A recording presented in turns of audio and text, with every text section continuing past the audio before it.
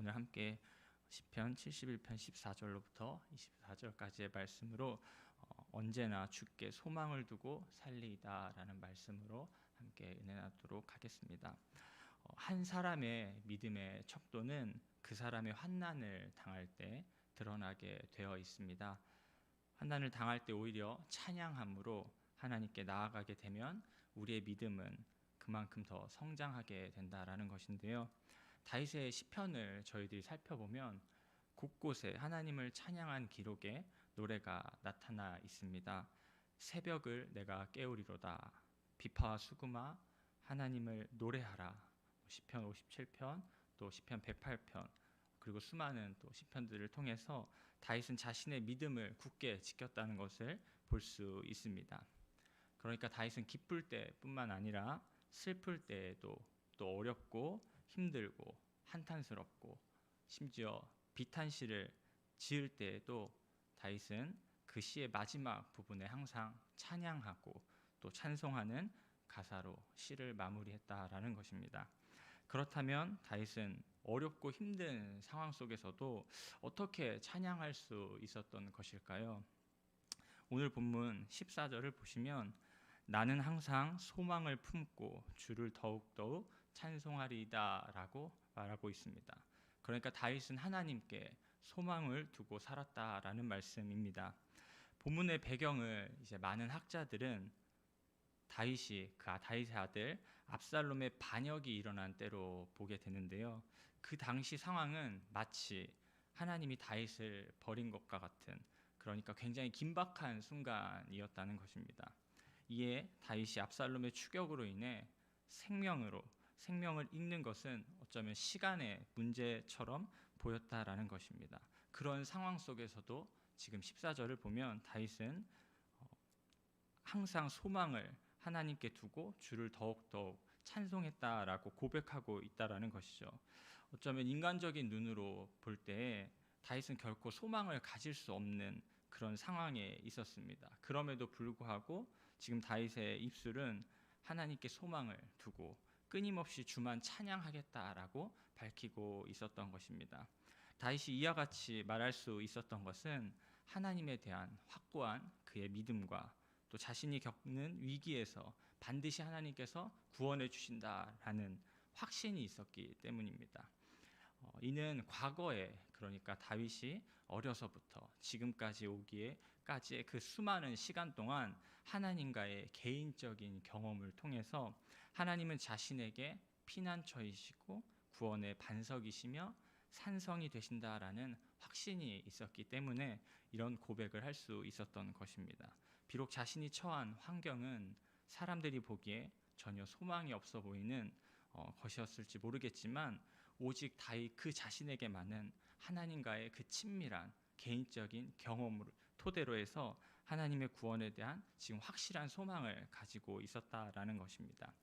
어쩌면 그리스도인으로서 세상 사람들이 볼 때 도무지 알 수 없고 또 이해할 수 없을지라도 부르심을 입은 우리의 삶 가운데 또 교회 공동체 가운데 우리 가족들 가운데 이런 소망과 찬송이 가득해야 할 것입니다. 두 번째로는 15절 말씀을 보시면 내가 측량할 수 없는 주의 공의와 구원을 내 입으로 종일 전하리이다 라고 지금 다윗이 고백하고 있습니다. 그러니까 어려움 가운데서도 다윗이 하나님을 찬송할 수 있었던 것은 측량할 수 없는 은혜를 공급받았기 때문이라고 지금 말씀하고 있는 것입니다. 여기서 다윗은 자신을 구원하실 하나님의 은혜를 측량할 수 없는 주의 공의와 구원이라는 표현으로 나타내고 있는데요. 그러니까 자신을 구원하신 하나님의 은혜는 그러니까 헤아릴 수 없을 만큼의 크기이며 자신이 일생 동안 전하고 또 전하여도 부족할 뿐이다라는 의미를 가지고 있는 것입니다. 따라서 자신의 남은 인생을 다 사용한다 할지라도 결코 아깝지 않는 일이라고 지금 다윗은 이 노년에 고백하고 있는 것입니다. 이러한 고백은 그 에베소서 2장 7절 보시면 사도 바울의 고백에서도 나타나는데요. 이는 그리스도 예수 안에서 우리에게 자비하심으로써 그 은혜의 지극히 풍성함을 오는 여러 세대에 나타내려 하심이라. 바울 역시도 이러한 하나님의 은혜를 지극히 풍성한 은혜라고 말하고 있습니다. 그렇습니다. 하나님의 구원의 은혜는 가히 측량할 수 없는 은혜인 것입니다. 죄의 종로를 타며 영원히 망할 우리를 은혜로 구원하여 주셨습니다. 하나님께서는 독생자이신 성자 예수 그리스도 하나님을 통해 희생하시기까지 우리를 사랑하셨다라는 말씀입니다. 성부 하나님과 성자 하나님은 일체이시기 때문에 어쩌면 하나님 자신이 희생되신 것과 같은 것이었는데요. 이러한 은혜를 감히 우리 중에 누가 이것을 감히 측량할 수 있겠냐라는 것입니다. 그러므로 하나님의 이 놀라운 은혜를 입은 자들은 하나님의 구원의 은혜를 전하는 일에 일생을 드리게 되고 그 사명을 반드시 감당하게 된다라는 것입니다. 그리할 때 우리는 끝까지 책임져 주시는 하나님을 경험하게 될 것입니다. 오늘 본문 17절 18절 말씀 보시면요, 하나님이여 나를 어려서부터 교훈하셨으므로 내가 지금까지 주의 기이한 일들을 전하였나이다. 하나님이여 내가 늙어 백발이 될 때에도 나를 버리지 마시며 내가 주의 힘을 후대에 전하고 주의 능력을 장래의 모든 사람에게 전하기까지 나를 버리지 마소서라고 다시 고백하고 있습니다. 여기서 교훈하셨다라는 말은 훈련시키다라는 의미인데요. 그러니까 하나님께서 실제적인 체험을 통해서 하나님과의 경험을 통해서 당신의 살아계심과 그 능력을 지금 다윗으로 하여금 깨닫게 했다라는 말씀입니다. 그리하여 다윗은 하나님의 살아계심과 또 능력을 사람들에게 전하였습니다. 그리고 이제 그러한 사실에 근거하여서 자신이 늙은 지금에도 하나님께서는 그 능력으로 자신을 구하여 주셔서 주의 능력을 계속해서 자신이 후대에게 전하게 하여 달라고 호소하고 있었다라는 것입니다. 그렇다면 다윗이 이 노년에 왜 이러한 호소를 하나님께 한 것일까요? 그것은 다름 아니라 다윗의 대적들이 하나님이 다윗을 버렸다고 수군거렸기 때문입니다. 11절 말씀 보시면요, 이르기를 하나님이 그를 버리셨은즉 따라잡으라 건질 자가 없다 하오니. 제가 이 11절 말씀을 현대어 성경이라는 번역으로 한번 읽어드리겠습니다. 하나님이 저자를 버렸으니 뒤쫓아가 잡아버리세. 그렇게 해도 누구 하나 나서서 저자를 돕지 않을걸. 이렇게 수군거렸다. 그러니까 다윗은 이러한 상황 속에서도 하나님께 자신을 끝까지 버리지 말 것을 간구함으로써 하나님에 대한 자신의 믿음을 지금 표현하고 있었다라는 것입니다. 이스라엘의 많은 백성들은 하나님께서 다윗과 그동안 오랜 세월 동안 동행한 것을 분명히 알고 있었지만 지금 이렇게 아들 압살롬을 피해 도망가는 다윗을 바라보면서 하나님이 그를 떠났다라는 수군거림 속에서도 어쩌면 비참할지 모르는 그런 순간 속에서도 다윗은 끝까지 하나님에 대한 그 믿음을 저버리지 않고 지금 표현하고 있는 것을 볼 수 있습니다.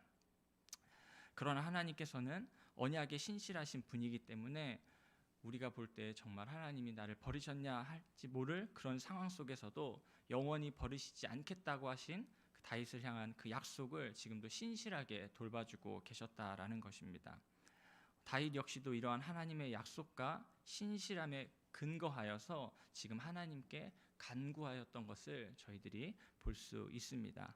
그러므로 예수 그리스도 안에서 하나님의 언약 백성이 된 우리 역시도 세상에서 버림받은 것 같은 상황이 혹시 처해 계실지라도 또는 그러한 상황이 우리 가운데 앞으로 찾아올지라도 하나님은 우리의 구원을 완성하여 주실 것을 굳게 믿어야 하겠습니다.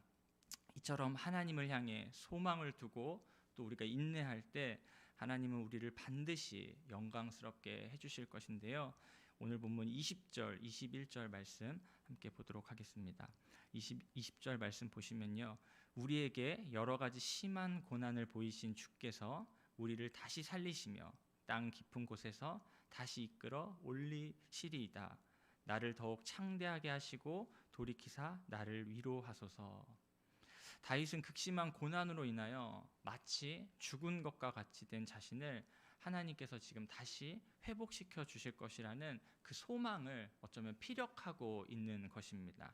그러나 이 본문 말씀을 지금 방금 읽은 20절부터 그 아래 말씀들을 다른 한편으로 살펴본다면요, 장차 미래에 일어날 사건을 예언하는 것으로도 볼 수 있습니다. 그러니까 다윗의 자손으로 오셔서 극심한 고난 가운데 죽으실 예수 그리스도를 다시 살리시고 또 지극히 높여 영광스럽게 하실 것을 지금 예언하고 있는 것입니다. 다윗의 자손으로 오신 예수님께서는 이 세상에 계시는 동안 저희들이 다 알다시피 극심한 고난을 받으셨습니다. 공생의 사역 내내 유대인들로부터 핍박을 받으셨고요. 또 유대 종교 지도자들에게 붙잡히셔서 십자가에 못 박혀 죽으시고 장사되는 극심한 순환을 당하셨습니다. 시대에 따라 정도의 차이는 분명히 있을 수 있겠지만 진실한 성도라면 또는 온전한 성도라면 이렇게 다 핍박을 받게 되어 있습니다. 성경은 오히려 그리스도의 영광에 참여하기 위하여 고난도 함께 받아야 한다라고 말씀하고 있는데요.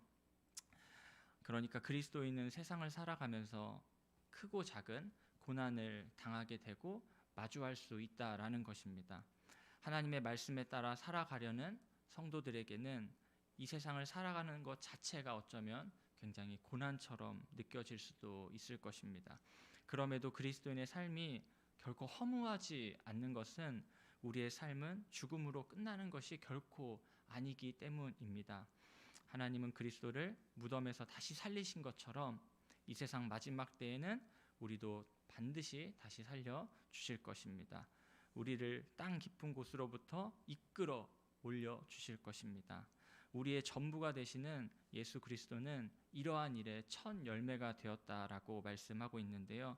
고린도전서 15장 20절 말씀 보시면 그러나 이제 그리스도께서 죽은 자 가운데서 다시 살아나사 잠자는 자들의 첫 열매가 되셨도다라고 말씀하고 있습니다. 하나님께서는 그리스도를 지극히 높여 영광스럽게 하신 것처럼 우리를 하나님 나라로 이끌어 올리심으로 그 나라에서 그리스도와 더불어 영원히 왕노릇하게 하실 것입니다. 그리하여 21절에서 다윗은 궁극적으로 예수 그리스도의 그 영원한 다스림, 그 통치와 또 성도들의 우리들의 하나님 나라에서의 영광을 지금 예언하고 있다라고 볼 수 있습니다. 사랑하는 성도 여러분, 그러므로 세상에서 우리가 고난을 당한다고 할지라도 또는 앞으로 고난을 마주한다 할지라도 영광스러운 내일에 대한 소망을 붙잡으면서 오늘 하루도 다윗처럼 나에게 그 측량할 수 없는 은혜를 주신 그 하나님만을 바라보며 그 하나님께 소망을 둠으로 오늘 하루도 감사와 기쁨으로 하나님을 찬양하는 우리 가족들이 되시기를 예수님의 이름으로 사랑하고 축복합니다. 오늘 나눈 말씀 생각하면서 함께